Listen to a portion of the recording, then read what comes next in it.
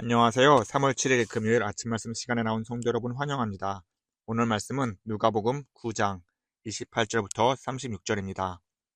이 말씀을 하신 후 8일쯤 되어 예수께서 베드로와 요한과 야고보를 데리고 기도하러 산에 올라가사 기도하실 때에 용모가 변화되고 그 옷이 휘어져 광채가 나더라. 문득 두 사람이 예수와 함께 말하니 이는 모세와 엘리야라.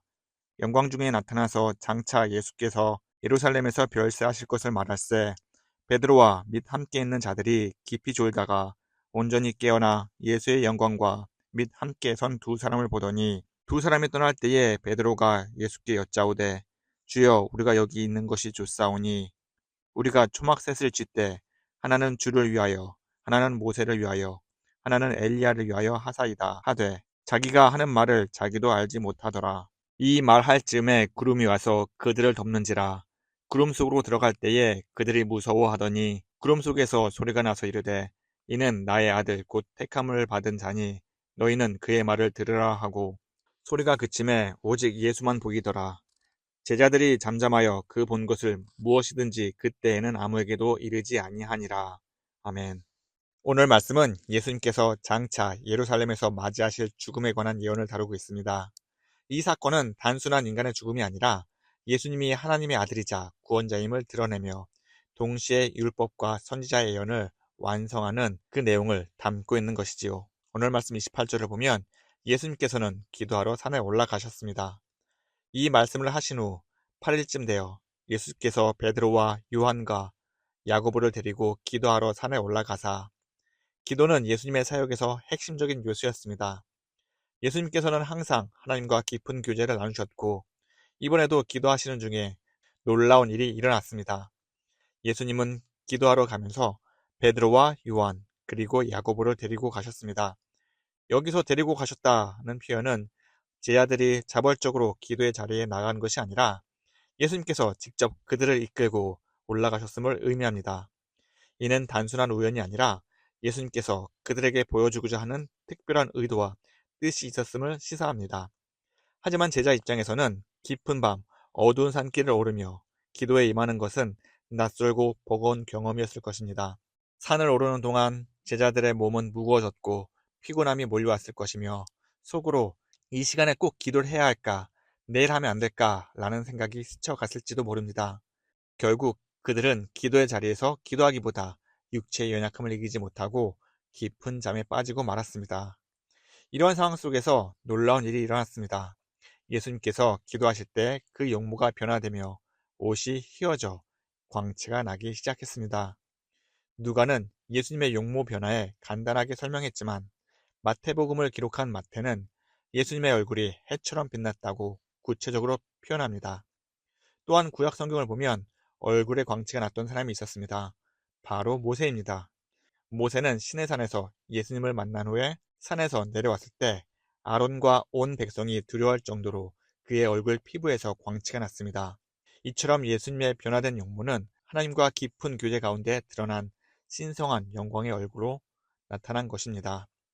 또한 누가는 예수님의 옷이 휘어져 광채가 났다고 기록했습니다. 광채가 나며의 헬라어 원어를 보면 번개처럼 번쩍이는 의미를 담고 있습니다. 마치 어두운 밤 하늘을 가르는 강렬한 번개처럼 예수님의 옷에서 발하는 찬란한 빛은 세상에서 볼 수 없는 영광을 나타냅니다. 이는 단순한 신비로운 장면이 아니라 예수님의 신성한 영광이 육신의 베일을 걷고 드러난 순간입니다. 평소에는 인간의 모습으로 가려져 있던 하나님의 아들의 영광이 기도 가운데서 온전히 나타난 것이지요. 예수님은 항상 기도하심으로 하나님과의 깊은 교제를 유지하셨습니다.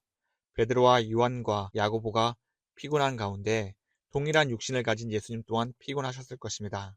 하지만 예수님은 피곤한 육신 속에서도 기도의 시간을 따로 내어 하나님과의 깊은 만남을 귀하게 사용하셨습니다.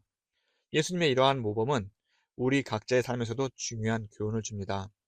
우리가 바쁜 일상과 피로 속에서도 기도의 자리를 마련하고 하나님께 신실하게 나아간다면 우리 또한 예수님처럼 영적 충만과 하나님과의 깊은 만남의 시간을 가지리라 믿습니다. 또한 이러한 기도의 삶은 우리를 믿음으로 더욱 강건하게 만들고 하나님과의 친밀한 관계를 유지하면서 주님이 원하시는 삶을 살 수 있으리라 믿습니다. 이때 예수님은 두 사람과 대화를 나누는데요. 바로 모세와 엘리야였습니다. 이들은 각각 율법과 선지자를 대표하는 인물로 예수님은 그분의 사역에서 율법과 예언을 성취하는 것을 분명히 보여줍니다. 누가는 이들이 나눈 대화 내용을 언급하면서 장차 예수께서 예루살렘에서 별세하실 것이라고 기록합니다. 영어 성경이나 공동 번역을 보면 이 의미가 더욱 명확해지는데요. 공동 번역에서는 예수께서 머지않아 예루살렘에서 이루시려고 하시는 일, 곧 그의 죽음에 관하여 예수와 함께 이야기를 나누고 있었다라고 기록되어 있습니다. 즉 예수님은 모세와 엘리야와 함께 예루살렘에서 감당하실 십자가의 고난과 죽음, 그리고 이를 통해 이루실 구속 사역에 대해 깊이 대화하셨던 것입니다. 게다가 누가는 예수님의 죽음을 표현할 때 일반적인 죽음이라는 단어를 사용하지 않고 헬라어 엑소도스를 사용했습니다. 엑소도스의 의미는 출발 또는 출애굽을 의미하는 단어입니다. 출애굽 사건에서 이스라엘 백성들이 애굽의 종살이에서 해방되어 약속의 땅 가나안으로 나아가는 것을 연상케 하는 단어이지요. 그러니 예수님의 십자가의 죽음은 단순한 죽음으로 끝나는 것이 아니라 엑소도스, 곧 죄로부터 해방되어 하나님의 백성이 천국 소망을 품고 살아가는 새로운 시작점이 되는 것을 의미합니다. 예수님은 우리에게 이런 은혜를 주시기 위해 그 고난의 길을 피하지 않으셨습니다. 모세와 엘리야와의 대화에서도 십자가의 고난을 이야기하셨고, 더 나아가 하나님의 뜻에 따라 모든 것을 감당하셨습니다. 그러니 우리가 예수님의 십자가를 바라볼 때마다 우리는 더욱 굳은 믿음으로 살아가야 합니다. 예수님의 십자가가 끝이 아닌 시작이라는 것을 생각하면서 이 땅 가운데 힘들고 어려울지라도 믿음을 유지하고 하나님의 말씀에 따라 살아가면서 그 끝에 부활과 영광이 있을 줄 믿고 우리는 이 땅 가운데 살아야 하는 것이지요. 그리고 더 나아가 하나님께서 주실 그 하나님의 나라에 소망을 두고 하루하루 살아가는 우리 모두 되시기를 간절히 기원합니다. 베드로와 요한과 야고보는 예수님과 함께 산에 올랐지만 그들은 기도하지 않고 잠들었습니다. 그러다 문득 깨어나 이 놀라운 장면을 보고 베드로가 말합니다. 주여, 우리가 여기 있는 것이 좋사오니 우리가 초막셋을 찢되 하나는 주를 위하여, 하나는 모세를 위하여, 하나는 엘리야를 위하여 하사이다. 그러나 성경은 베드로가 자기가 하는 말을 자기도 알지 못하더라고 기록합니다. 베드로는 육신의 피로로 인하여 기도의 자리에서 깨어있지도 못했고 영적으로도 잠들어 있었습니다. 그는 기도하지 않고 잠들었기에 예수님의 뜻을 온전히 깨닫지 못하고 자신이 무엇을 말하는지도 모른 채 자신이 원하는 것, 자신이 하고자 하는 그 일만 강하게 주장하고 나섰던 것이지요. 오늘날 우리도 마찬가지입니다. 삶의 바쁨과 피로 속에 쉽게 기도의 자리를 놓칠 때가 많이 있습니다.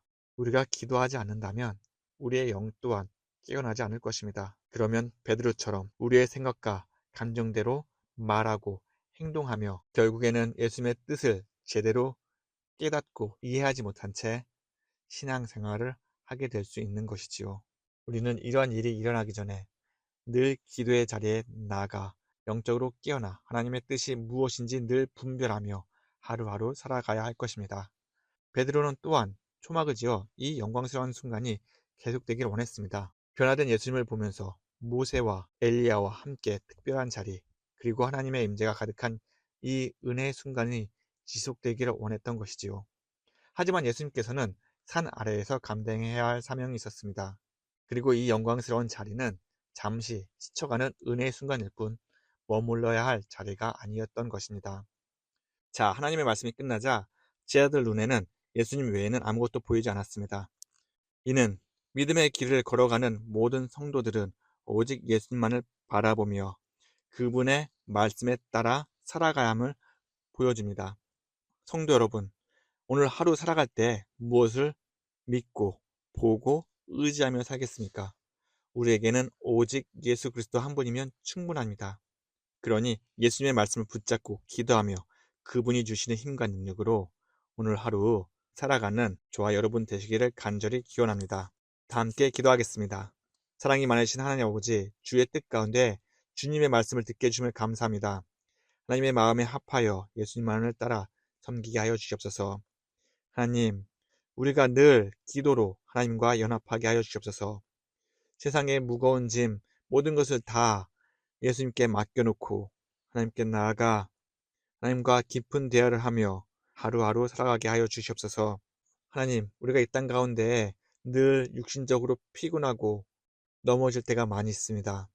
하나님, 우리에게 다시금 일어날 수 있는 힘을 주시고 하나님께 기도할 수 있는 마음을 주시옵소서.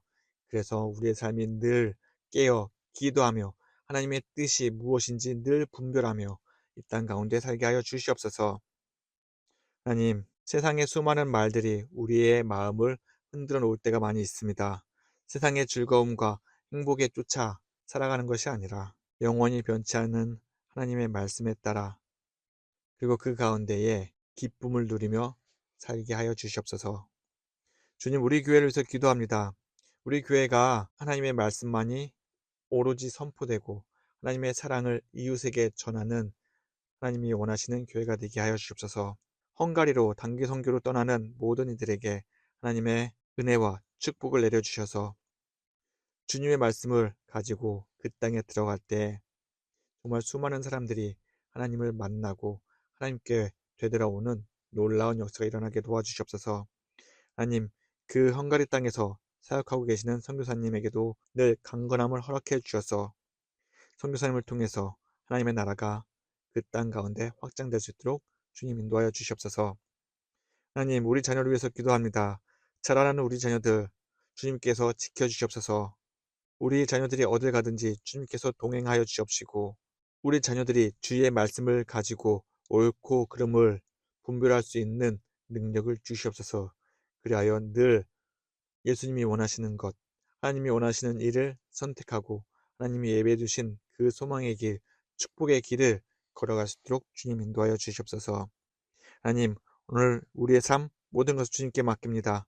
먹든지 마시든지 무엇 하든지 다 주님께 영광이 되는 삶 살게 하여 주시옵소서. 이 모든 말씀 살아계신 예수님의 이름으로 기도합니다. 아멘. 주님의 말씀 안에서 참된 기쁨을 누리는 하루 보내시기를 기원합니다. 감사합니다.